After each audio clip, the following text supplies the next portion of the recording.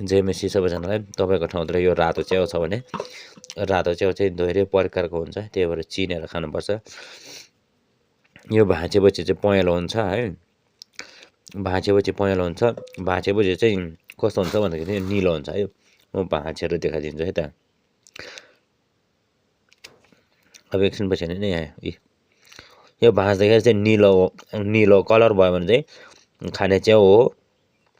यदि रातै च्याउमा भाँच्दाखेरि चाहिँ यसरी निलो भएन भने चाहिँ त्यो चाहिँ नखाने च्याउ हो है, चिनेर खानुपर्छ है।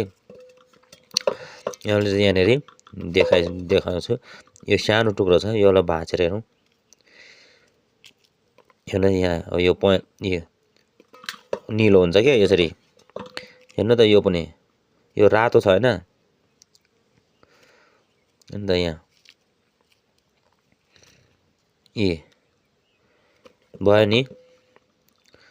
यो भाँच्छु है, टुक्रा बनाउँछ, यी निलो हुन्छ क्या आफै।